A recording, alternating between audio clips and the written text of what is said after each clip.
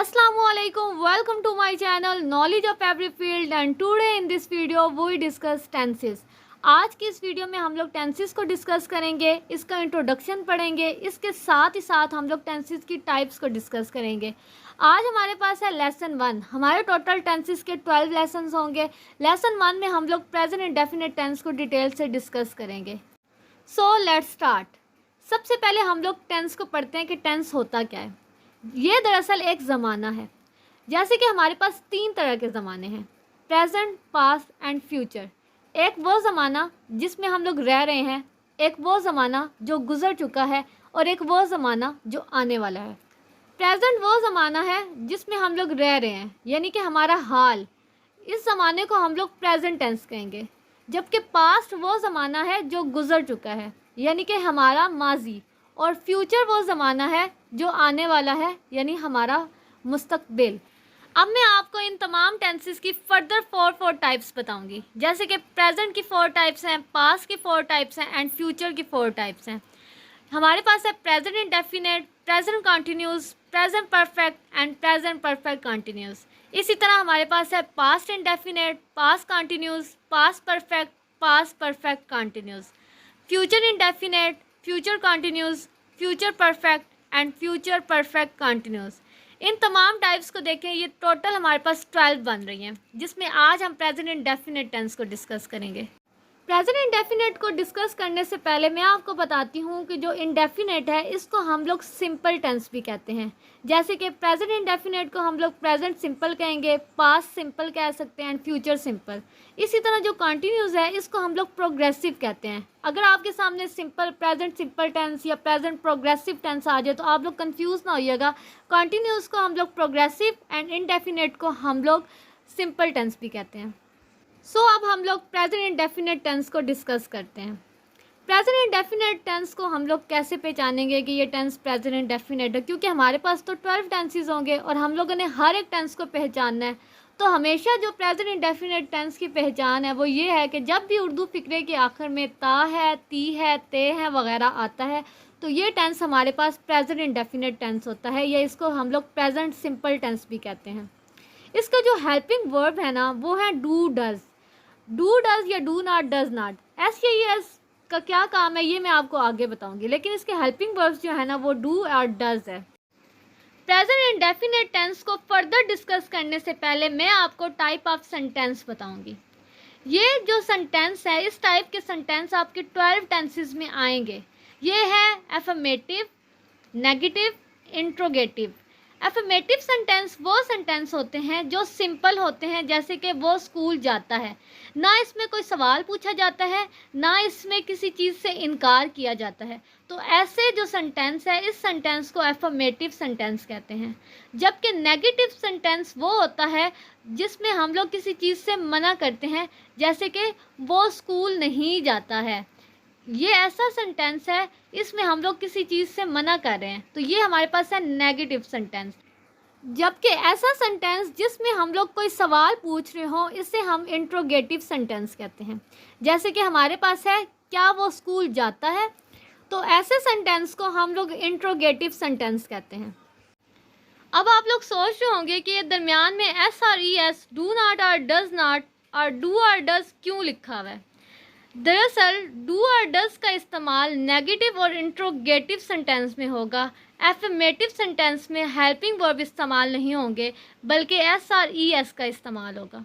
यानी कि वो जुमले जो कि ना मनफी हैं ना सवालिया हैं उनमें हेल्पिंग वर्ब इस्तेमाल नहीं होंगे, और जो मनफी और सवालिया जुमले हैं उनमें हेल्पिंग वर्ब डू नॉट और डज नॉट, डू और डज का इस्तेमाल होगा।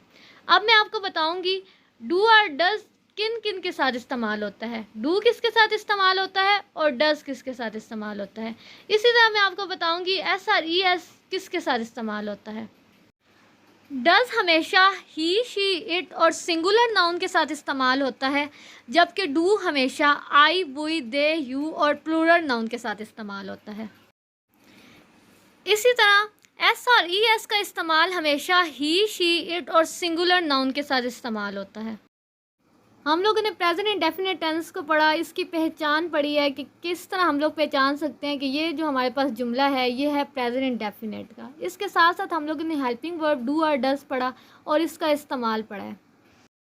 अब हम लोग सेंटेंस स्ट्रक्चर पर बात करेंगे। हमारे सामने एक फार्मूला जिसमें लिखा हुआ है subject plus first form of verb plus object. ये तीन चीज़ें सब्जेक्ट, वर्ब और ऑब्जेक्ट हर टेंस में इस्तेमाल होती हैं। इसमें एक और मज़ीद चीज़ होती है, वो है हेल्पिंग वर्ब।